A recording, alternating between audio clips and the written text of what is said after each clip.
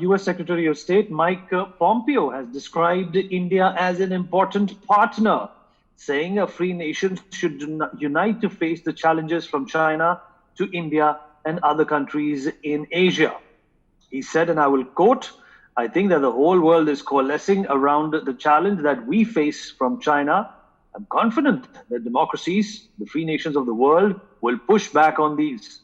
He also said, while replying to a question about the Chinese confrontation with India in the Ladakh region, and I quote once again, "You saw their decision, which is India's decision to ban many Chinese software firms from operating software on mobile phones in their country." And this was obviously said by US Secretary of State Mike Pompeo.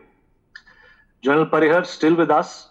General Parihar, obviously Mike Pompeo has been towing the same line as Donald Trump, but the fact of the matter is that their national security advisor also delivered a speech just a few days ago saying how critical it is for the world to realize that China and its presence and the growing dependence on China by a number of countries around the world was a major threat. See, India has a big role to play in next 3 decades or so, not only in Asia, but all over the world. We have 3 important things in our hands positive, that we have a youth population which has a very young workforce. We have a highly technical, qualified people in IT, software and medical and other spheres. That number becomes very high if you go by the number available for any country. Third, our economy is a growing economy with a very good sign of progress. Despite the recession of last 1 year in the COVID, our country will have an excellent growth by end of 2021 and it is going to take over. We have a democratic country, very transparent government on the form of democracies, and gradually our reforms in administration for attracting foreign investment, etc., also becoming very good approach. Both governments, whether it was a UPA or NDA, irrespective of political output, I would say, doing well on the progress of the country.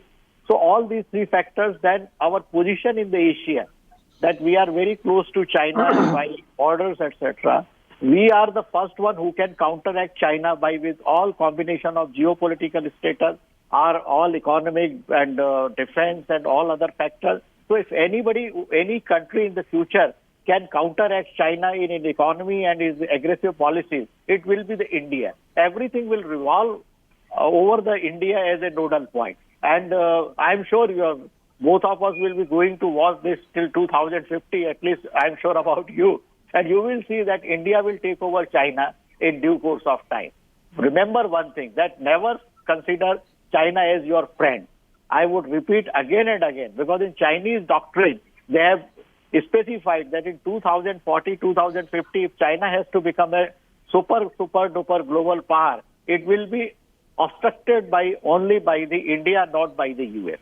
So that is a major threat. And one more negative point may come with that. When the India grows very fast, the US today, what is supporting you, probably you may find that the US thinks that the India is a bigger threat to US rather than the China in after 20 years.